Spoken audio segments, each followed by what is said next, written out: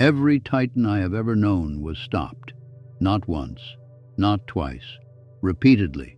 Exposed, humiliated, abandoned, destroyed, or so it appeared.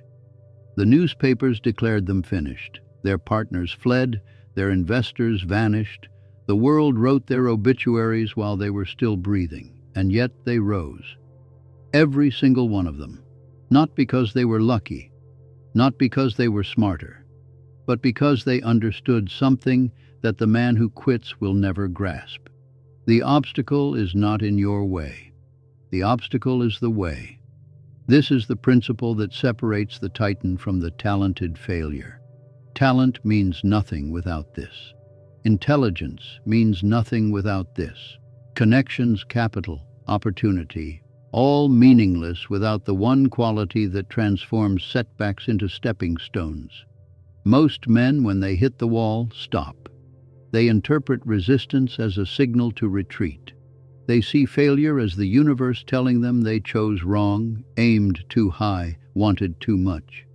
The Titan interprets the same resistance differently. He sees the wall not as a stop sign, but as a gate that only opens for those willing to push through it. A gate designed to keep out the uncommitted and reward the relentless. In the next 20 minutes, I will show you exactly what this principle looks like in practice, how to install it so deeply into your character that quitting becomes impossible, not difficult, impossible.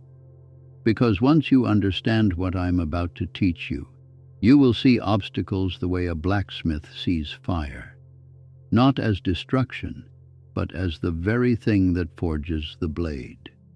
Let me tell you about a man I knew in the early days of the railroad. His name was Thomas. He arrived in Pittsburgh the same year I did, with the same nothing in his pockets and the same fire in his eyes. We worked side by side for 3 years. He was talented, more talented than me, if I am honest. He understood machines intuitively. He could solve problems that baffled the engineers. Everyone expected Thomas to rise. I expected Thomas to rise. He had every advantage except one. The first time he failed, a small venture, a modest loss, he recovered quickly. The second time, a larger failure, he recovered slowly. The third time, he did not recover at all. I watched it happen. The light in his eyes dimmed. His posture changed. He began speaking about himself differently. He no longer said, "When I build my fortune." He said, "If only things had been different." Thomas did not lack talent. He did not lack intelligence.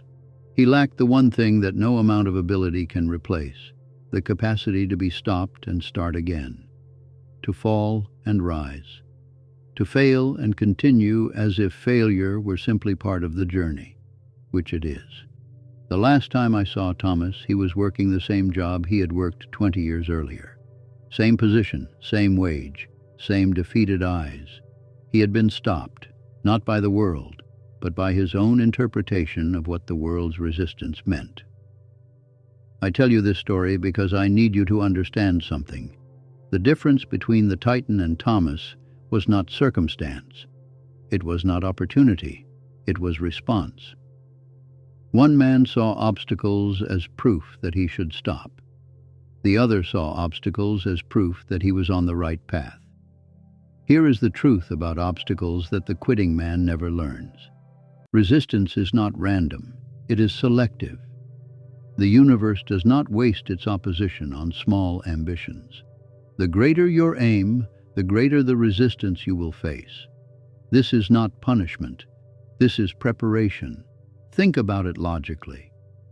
If you set out to achieve something small, something anyone could do, something that requires no growth, you will face almost no resistance. The path will be smooth because the destination is ordinary. But if you set out to build an empire, to create something that has never existed, to rise to a level that only a handful of men in history have reached, the resistance will be extraordinary. It must be, because the journey itself is what transforms you into the man capable of holding such a position. The obstacle is the curriculum. Every setback is a lesson. Every failure is a teacher. Every moment you want to quit is an examination. And passing that examination is what qualifies you for the next level. Most men fail these examinations. They encounter resistance and conclude they are on the wrong path. They never realize that the resistance was the path, that the struggle was the point, that the man who emerges from the fire is not the same man who entered it, and that transformation is the entire purpose. Let me show you how this works in practice. When I decided to enter the steel business, I knew nothing about steel. I was a railroad man. I understood telegraphs and trains and logistics. Steel was foreign territory. Every advisor I consulted told me I was making a mistake. The steel industry was dominated by men who had spent their entire lives mastering the craft. I would be competing against experts with decades of experience. The odds were impossible. They were right about the odds. They were wrong about what impossible means to a man who refuses to be stopped. The first year was brutal. I made errors that cost fortunes. I trusted men I should not have trusted. I invested in processes that failed. There were nights I sat alone looking at the numbers, wondering if I had destroyed everything I had built. But I did not stop. Not because I was brave, not because I was certain, but because I understood that stopping guaranteed failure, while continuing at least preserved the possibility of success.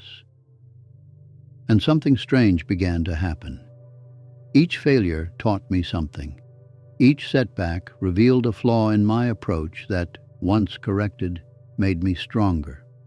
Each obstacle I overcame became a tool I could use against the next obstacle. Within a decade, the steel operation was not just profitable, it was dominant. The same advisors who told me to quit were now asking how I had done it. The answer was simple. I had not done anything they could not have done. I had simply refused to stop when stopping seemed reasonable. Now let me give you the method. Not philosophy, mechanics. The exact process for becoming unstoppable. The first principle is this: separate the event from the meaning. When something goes wrong, two things happen simultaneously. There is the event itself, the failure, the rejection, the loss. And there is the meaning you assign to that event. Most men collapse these two things into one. They experience failure and immediately conclude, I am not capable. This is not meant to be. I should give up. But the event and the meaning are not the same thing. The event is neutral. It carries no inherent message. The meaning is created entirely by you. Consider two men who both lose their businesses. Same event, same financial devastation. One man assigns the meaning, I am a failure. I was never cut out for this. I should accept my limitations. The other man assigns a different meaning. I now know what does not work. I have eliminated one path to failure. I am closer to success than I was before. Same event, opposite meanings, opposite futures. The Titan trains himself to assign empowering meanings to every setback, not delusional meanings. He does not pretend the failure did not happen, but strategic meanings that preserve his momentum instead of destroying it. When you fail, ask yourself, what meaning am I assigning to this? Is this meaning helping me or stopping me? And if it is stopping you, change the meaning.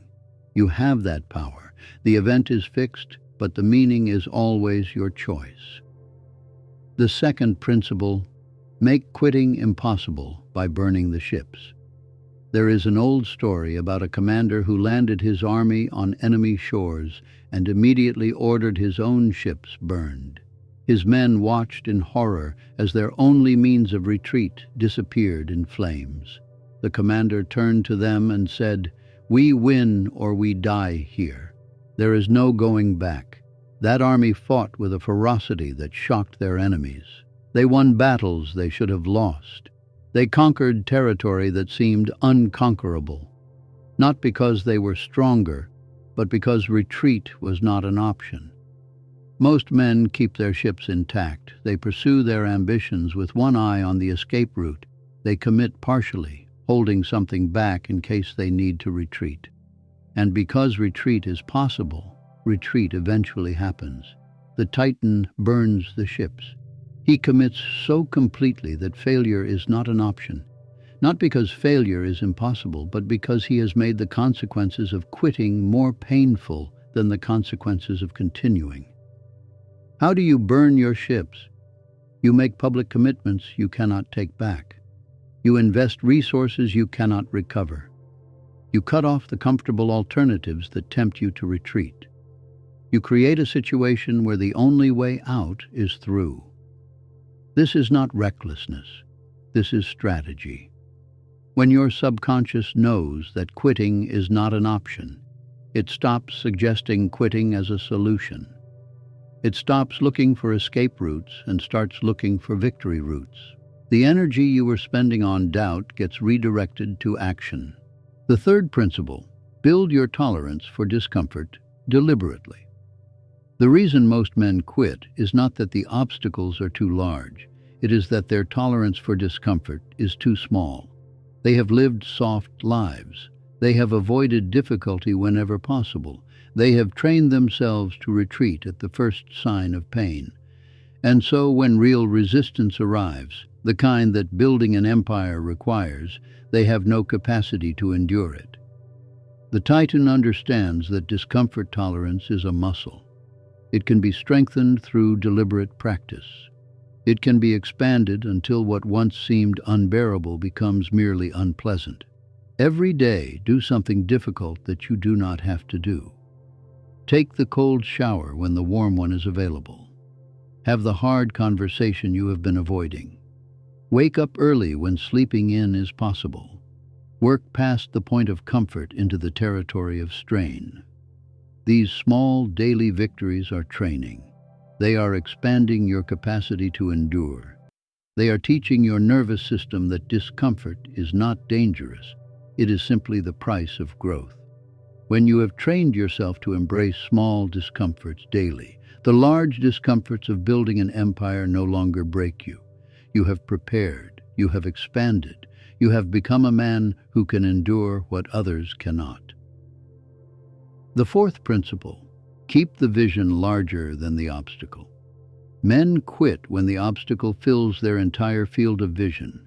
When all they can see is the problem becomes insurmountable. The Titan never allows this to happen. He keeps his vision fixed on the destination, and he views the obstacle as a small thing in the foreground of a vast landscape. Imagine you are climbing a mountain. If you stare at the boulder blocking your path, it seems enormous. It fills your vision. It becomes everything. But if you lift your eyes to the summit, if you hold in your mind the image of standing at the peak, looking down at the world you have conquered, the boulder shrinks. It is still there. It still requires effort to overcome. But it is no longer everything. It is simply one small challenge on the way to something much greater. Every morning, before you face the day's obstacles, spend time with your vision. See the empire built. See the fortune created. See the legacy established. Make that image vivid, emotional, compelling, and then face your obstacles from that perspective, as small things in the service of something vast. Let me tell you about the moment I almost quit. It was 1873. The financial panic I have spoken of before. But what I have not told you is how close I came to surrendering.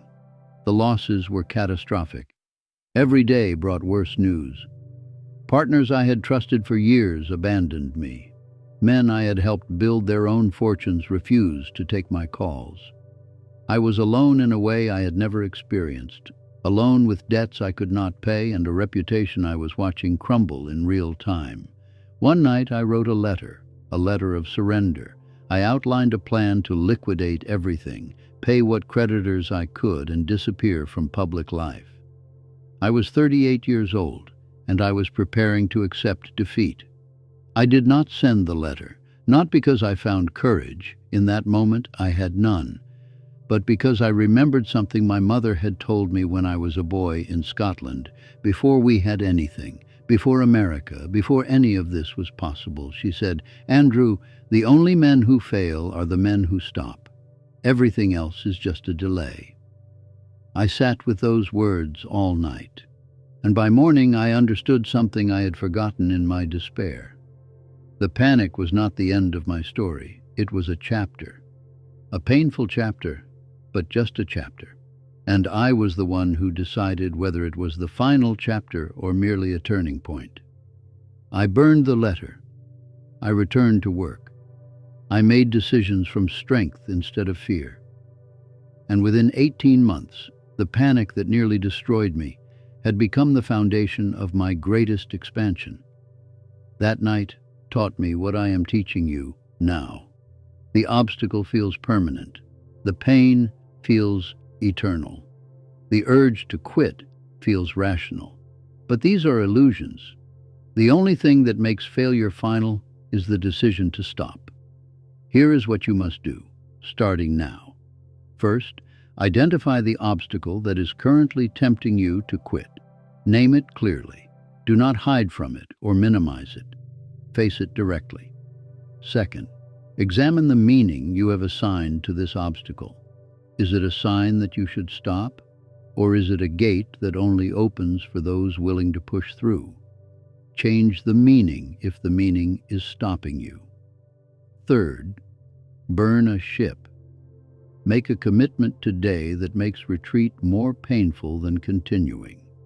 Tell someone about your goal. Invest something you cannot recover. Cut off an escape route. Fourth, do something uncomfortable today that you do not have to do. Begin building your tolerance. Start training the muscle that will carry you through the larger discomforts ahead. Fifth, spend 10 minutes with your vision. See beyond the obstacle. Remember why you started. Let the destination dwarf the difficulty, and then continue. Not because it is easy, not because you are certain, but because stopping is the only way to guarantee failure, and you are no longer willing to guarantee your own defeat. Most men will hear this message and return to their obstacles unchanged. They will agree with every word. They will feel momentarily inspired. And then they will do what they have always done, interpret resistance as a signal to retreat, and retreat as the sensible choice. They will watch from the sidelines as others rise. They will wonder what secret those titans possess, never realizing that the secret was simply this: they did not stop. When everything screamed at them to quit, they continued. When the evidence argued for surrender, they refused. When the obstacle seemed immovable, they became unstoppable. You have that same capacity. It is not given to some and denied to others. It is developed, it is trained, it is chosen again and again in every moment when quitting seems reasonable. The obstacle in front of you right now is not your enemy. It is your opportunity. It is the universe asking a simple question: how badly do you want this? Are you willing to become the man who can have it? Every titan answered that question the same way, not with words, with action, with persistence, with the stubborn, relentless, unreasonable refusal to stop. You can answer it the same way, starting now, starting today, starting with the very next choice you make. The wall is not in your way, the wall is the way. The Codex is open. Now prove you are unstoppable.